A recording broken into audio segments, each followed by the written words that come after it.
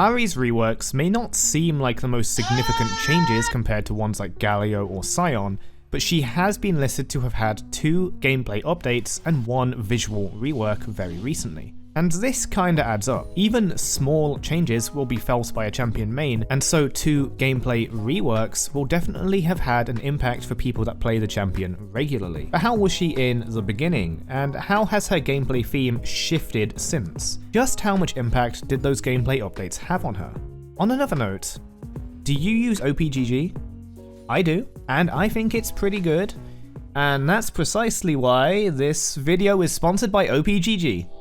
The quintessential website for all league stats and info you could need is now available in an app that you can download right to your PC, as your one-stop shop for all things League of Legends in improving your gameplay and climbing the ranks. opgg's app comes with incredible features such as combo videos to help you nail your favourite champion's core ability rotations with easy to follow video guides. Information on champion tiers are available at a moment's notice, with the tier lists helping you keep your meta champion picks up to date, and you can filter by server as well. In real time, you can also get all sorts of information on your champion's recommended builds, skill order, and data on champion counters. If you're like me, you might play a different champion and not quite have enough time to finish your rune page before champ select ends. Well, opgg fixes that for you with the ability to export runes automatically to equip your champion with the best set currently available, and it's a godsend for me when I'm trying something new. Definitely a favourite feature. If you've ever had that issue, then by all means, download the app using my link in the description for free, and never be left with the wrong runes ever again. Thank you opgg for sponsoring this video. Ahri was released on December 13th, 2011 on patch version 1.00131. In the beginning, she was tagged as a mage and assassin, owing to her high burst damage on combo and high mobility on ultimate, coupled with an already decent cast range. Now, her abilities are already very similar to what she has today, but let's recap what the old used to be and see if you can already start to spot some differences. Ahri's original passive was Soul Eater. She would gain a charge of Soul Eater whenever one of her spells hit an enemy, with a maximum gain of 3 per spell. At 9 charges, her next spell would have bonus Spell Vamp. Spell Vamp was like Lifesteal but only applying on ability hits, and has since been replaced by Omnivamp since Season 11. To those that don't recognise the ability name, the name was changed in a hotfix that same patch only 8 days later to Essence Theft. Her Q was Orb of Deception, a boomerang-like attack that deals magic damage outwards, then returns dealing true damage. Foxfire was her W, which automatically locked onto and attacked nearby enemies for magic damage after she cast it. Her E was Charm, a charm that charmed the first enemy hit to walk towards her. Unlike a taunt, they would not auto-attack Ahri or anything like that. Ahri's original ultimate was Spirit Rush, giving her up to 3 dashes that also shot out magic attacks at up to 3 nearby enemy champions. So for the most part, I may as well have been describing the modern Ahri, but you may already be able to spot some differences. We'll get to those a bit later. For now, this was Ahri's kit back in 2011. She had great wave clear with her Q, true damage which always scales well, and even a bit of lane sustain on passive with the Spell Vamp, occasionally also coming in clutch in a fight. Indeed, Ahri was a fantastic example of a mid lane mage with good consistent damage, clear counterplay, great wave clear, and great mobility and CC to roam. What changed more than Ahri did, and before she had any major changes at all, were the items available to mages. I am not one to watch the competitive scene in League often at all, but the one season I did was around Season 2 or Season 3, where I vividly remember the casters talking about the Ahri player choosing to push out side lanes repeatedly with a steady, constant flow of mana through the item of Fiend's Unholy Grail. We see a slightly different build here from Ahri. He's got that Chalice of Harmony, early magic resistance against at least Vlad and Lissandra. That makes perfect sense. Amazingly played there by Fnatic. Fnatic are now 4,000 gold in the lead. They're going to secure their 4th tower of the game. They have the bottom inner turret. They have all outer turrets. And Pekka, even though he doesn't have teleport, he's going to be playing the split push role. Kobe, it's almost like you know how Fnatic play. Well, yeah. we talked about it before. Teams are very aware of this. It looks like Vulcan are trying to answer that split push with this dragon. It had lower AP than many other items, but boasted the best mana regeneration passive in the game at the time, as well as some magic resist. From more steadfast mage builds with a Fiend, to straight up assassin builds with something like Deathfire Grasp, Ahri had numerous ways to play with AP, but there was another way to play her that may not have seen play in the pro scene, but didn't stop it from seeing some play at the higher ranks. Back in the day, champions like Tristana, Kog'Maw, and Master Yi were examples of AD glass cannons that built AD despite not having any ratios. The range increases on the prior two, plus the mobility of Tristana and their respective steroids, were more than enough for their meta, with the exception of Master Yi, to settle on AD marksman builds rather than AP. More on that another time. All this would change over time. This was more than enough for at least one player to see a champion with 3 dashes and a wonderful CC ability and think, that is a good AD carry champion. ADC Ahri was played even up in Grandmaster rank in NA by a player named Chubzilla. The playstyle used powerful AD items like Trinity Force to get more sustained AD damage, as well as some Sheen Burst, working well with her charm to make picks. Even if AP Ahri was more traditional, Chubzilla insisted that AD Ahri would do more damage over time, which would make sense based on her bursty nature. Those charm picks around Dragon and other objectives would help gain important advantages to win the game, and her ultimate, while also a fantastic kiting and escape tool, helped get in position to make those important charm picks. As an off-meta enjoyer myself, I can admit to sometimes spying on Chubzilla's opgg, and the most recent build I remember from after the introduction of Mythics in Season 11 was a Gale Force and Essence Reaver build, owing to the positioning advantages of Gale Force similar to her own ultimate, and Essence Reaver being a more accessible, more powerful Trinity Force for AD carries. I'm not saying it's the best build, especially right now, but it has at least proven itself in the past. This playing of AD Ahri happened both before and after her minor reworks, and if anything, AD Ahri only benefited from the many changes, but of course, so did AP Ahri. So what happened? Like I mentioned, she mostly went through multiple very small reworks with minimal changes, but they've successfully changed her identity over time. Starting all the way back in patch 3.13, Essence Theft was changed from Spellvamp to be a flat amount scaling with level and scaling with a small amount of AP.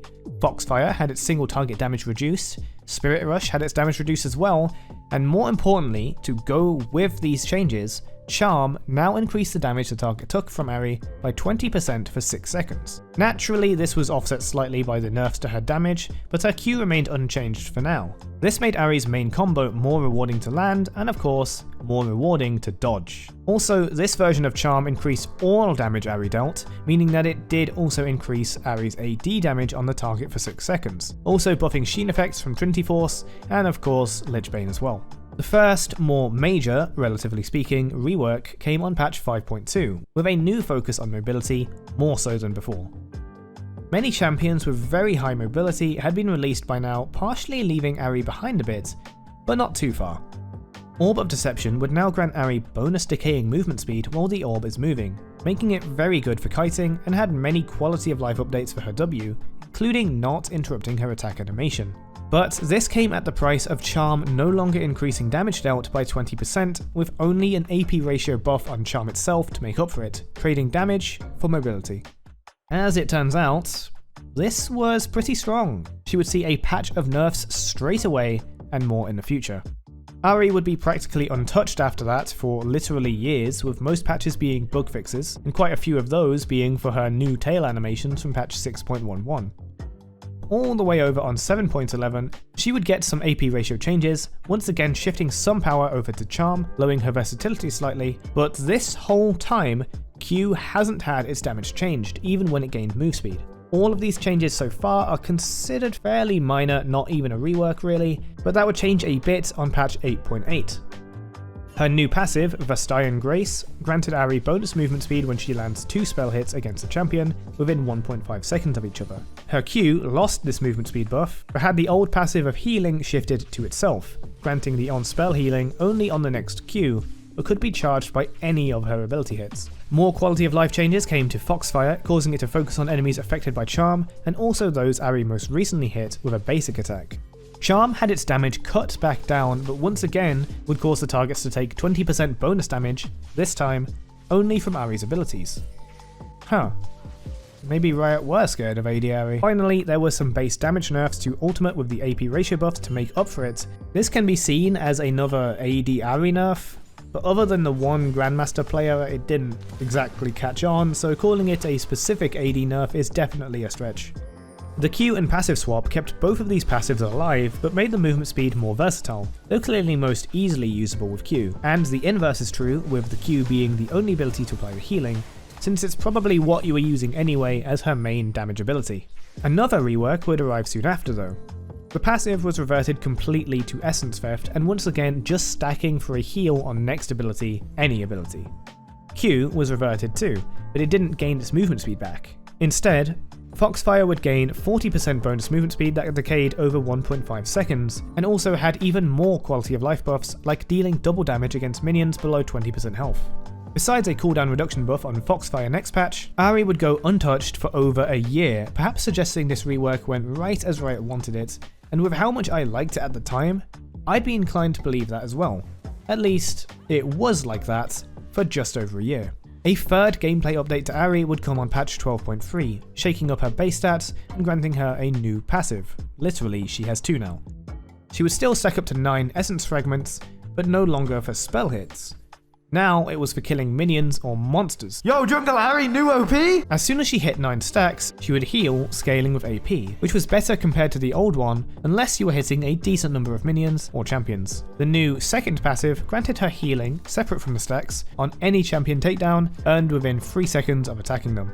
This also saw damage buffs to her Q and W as well as even a buff to the move speed W gave her. And once again, Charm had its damage amplifier removed, but its damage and ratio once again buffed. The most significant ult changes for Ahri in over 10 years arrived as well. Cooldowns start ticking from the first cast rather than the last, could be recast for much longer, and most importantly, on champion takedowns within 3 seconds of damaging the enemy, same as passive, she extends the recast duration and gains an additional ultimate cast, storing up to 3 at any time. Finally, Ahri joins the ranks of reset assassins like Katarina and Kha'Zix, while retaining most of her current damage and wave clear. Her sustain in lane is now tied to minion kills and only heals a single value, rather than heavily rewarding clearing large waves with it. So it could seem like a buff or a nerf depending on you. It did make her easier to play and understand perhaps, but also lowered the skill ceiling of her passive a bit. What raises the skill ceiling, as it would if you put more casts on anyone, was the ultimate reset changes. She has gained massive agency over a team fight with rewards for making confident picks if she can pull it off, leading to further snowballing over a fight or an easier time escaping. For now, that was it for her most major gameplay updates, and what remains is her pure visual update, changing her lore, splash arts, icons, and voice except for Spirit Blossom.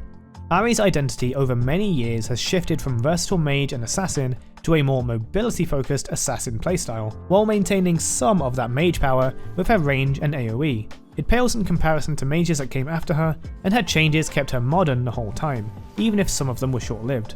Mobility becoming more prevalent in newer champions and even items in League of Legends as time went on is probably one of the most controversial yet infamous shifts in the game, and Ahri went right along with it. 3 dashes already set her apart from other champions released before her and many of them after her, but extra movement speed kept her elusive and thematic, before finally going full reset assassin with the new ultimate changes. Her combos are, however, the same as they always have been, and the Foxfire quality of life buffs have been absolutely wonderful.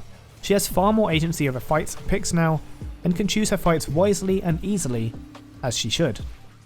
Personally, most of the gameplay I found very fun, especially as a bit of an AD Ahri enjoyer myself, though I can find fighting the new Ahri with her resets and very long ultimate duration time a little frustrating in a similar way that watching your teammates die to Katarina can be annoying, but I mean it is far from some of the worst changes League has made, and to its credit, is quite fun to play. But that's what I think, and I'd be much more interested in hearing from all of you. What do you think of Ahri's changes over time? How are you finding her new visuals and a new voice? Was there a particular incarnation of Ahri that you personally preferred? And also, do you believe in AD Ahri? Shoutouts to the members, Nashborn, Light, AJBeat91, Warsquid, Genocide, Ultimate Ground, Kayle, Boblax, my dad, N-Era, Cat with AK, Chloe M, and Imprilius for supporting the channel. Thank you again. Thanks for watching. Next time, we'll talk about permanent stealth.